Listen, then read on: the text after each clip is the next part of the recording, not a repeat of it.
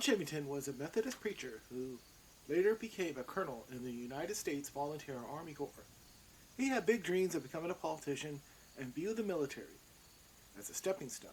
He was born on January 27, 1821, in the town of Lebanon, Ohio. He was drawn to the Methodist faith at an early age and became an ordained minister at the age of 23 in 1844. Chivington was a circuit rider who traveled to different conferences during his 18 years as a Methodist preacher. His first appointment was in Illinois. His tenure lasted for 9 years before he was relocated to the Kansas Territory in 1853. He was sent to the Kansas-Nebraska Conference and was a missionary to the Wyandot natives who lived in Kansas, but his outspoken views about slavery and a call for abolition got him transferred to the Nebraska side a few months later. Methodist historian James Haynes had this to say about Chivington's time in the Nebraska-Kansas Conference. Mr. Chivington was not as steady in his demeanor as become a man of God to the work of the ministry, giving his ministerial friends regret and even trouble in their efforts to sustain his reputation. Chivington and his family moved to the newly formed Colorado Territory in May of 1860 and lived in the city of Denver. From there, he rode the circuit from Denver to the newly formed mining camps that were popping up everywhere south of the city. He was later elected presiding elder of the newly created Rocky Mountains Conference. He was a presiding elder until 1862 when he was relieved of his position. Chivington was offered a commission as a chaplain in the United States Volunteer Army, but he declined, saying he wanted to fight in combat, which was probably the reason why he was removed as an elder from the Methodist Church. The first governor of the Colorado Territory, William Gilpin, gave Chivington a commission as a major, instead as a member of the 1st Regiment of Colorado Volunteers, which was under the command of Colonel John Soule.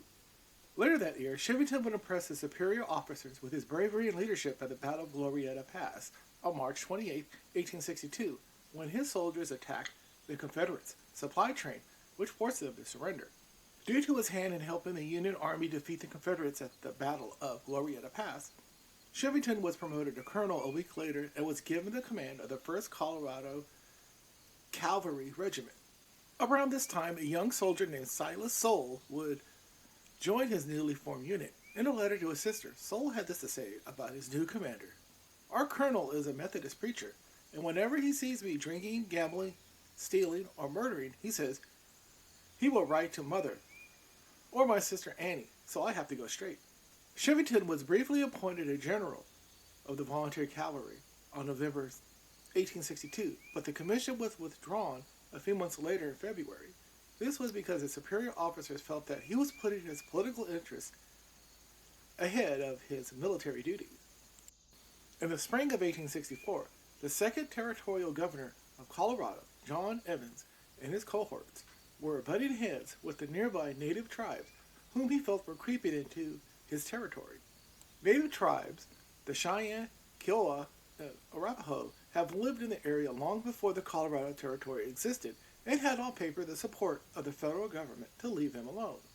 The largest encampment was under the leadership of Chief Black Kettle. He felt that it was important that his tribes maintain the peace with the Colorado settlers and maintain friendly relations with the local government. He even met Abraham Lincoln and was given a flag to raise at the camp whenever the U.S. Army was in sight to let them know that they were friendly. Caving into pressure from the settlers, who feared about being overrun by natives, Evans warned the tribes that those considered unfriendly will be pursued and destroyed. The uneasy truce was broken on June 11, 1864, when a family of settlers were killed allegedly by natives. Governor Evans got permission from the federal government to organize a 100-day volunteer cavalry on August 11th to defend Colorado against the violent natives whom many suspect were Arapaho and Cheyenne. John Chivington was appointed by the governor to lead the newly formed 3rd Colorado Cavalry Regiment. The regiment was stationed at Fort Lyon, which would be the base of operations during their 100-day assignment. Chief Black Kettle and his tribe wanted to be on peaceful terms with the Colorado Territory, so they met with Army officials from the Colorado Volunteer Regiment on September 28, 1864 at Fort Weld. Those in attendance were Captain Silas Soule and Major Edwin Wynkoop. The conference ended when they agreed to the governor's terms and to locate near Fort Lyon. Chivington felt that they were too easy on Black Kettle's tribe and was angry that Wynkoop negotiated with them and felt that he was too soft and could play to General Samuel Curtis. Curtis reassigned Wynkoop and brought in Major Scott Anthony, who also wanted to remove the natives from the area entirely. Realizing that his 100-day position was almost up, Chivington and Anthony planned on eradicating Black Kettle's camp, which recently moved near Fort Lyon at Sandy Creek, as per agreement with Governor Evans, for safety and the provisions that they would provide. But after a few weeks, the guaranteed provisions ended. With no provisions, Black Kettle sent his warriors and hunters out of the camp to search for wild game. At the camp, there were mostly women, children, and the elderly. On November 28, 1864, Chivington planned his attack on Black Kettle's camp. He told his men, "Damn any man who sympathizes with the Indians. I have come to kill Indians, and believe it's right and honorable to use any means under God's heaven to kill Indians. Kill and scalp them all, big and little, nits make lice." Several officers initially refused to go along with Chivington's plan, who were led by Captain Silas Soule, who said, "Any man who would take part in the murders, knowing that the circumstances as we do, is a low-lived, cowardly son of a bitch." Lieutenant Joe Kramer said that the Indians showed no signs of attacking and that Chivington's plan amounted to mass murder. Chivington then threatened to hang Soule for his mutinous attitude and told anybody who agreed with him should leave the army right now. On the morning of November 29, 1864, 700 U.S. volunteer cavalrymen and soldiers attacked Black Kettle's encampment at Sand Creek, despite raising the U.S. flag along with a white banner of surrender. They killed over 200 natives, mostly women and children. After the fight, the soldiers took home ghastly trophies and souvenirs. Chivington reported that he encountered a large force of native warriors, which numbered over 600 strong, and defeated them in a hard-fought battle.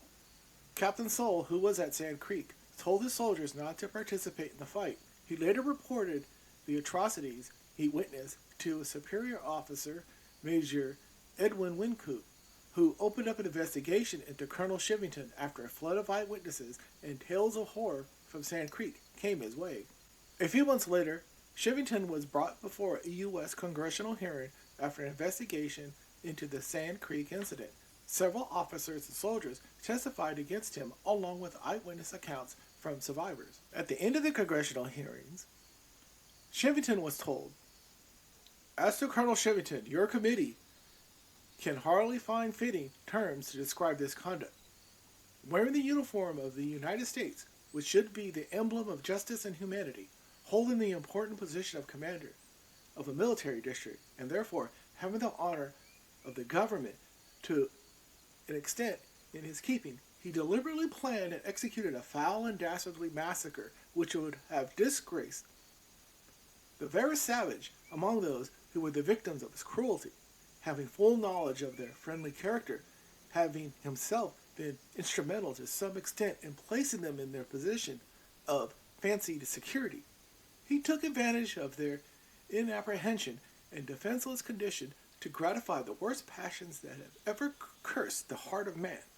Whatever influence that may have had upon Colonel Chivington, the truth is that he surprised and murdered in cold blood the unsuspecting men, women, and children on Sand Creek, which have every reason to believe they were under the protection of the United States authorities.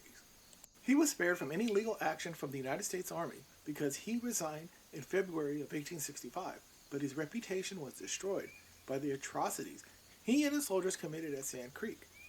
Chivington tried to get into Colorado local elections, but he was a pariah. Nobody wanted to touch him with a 10-foot pole. In his later years, Chivington moved around the country trying to escape his reputation, but he just couldn't. He moved from Colorado, Nebraska, California, Ohio, and back to Colorado, where he died on October 4th, 1894, at the age of 73. He couldn't hold a job for very long because once people found about his past, He was shunned.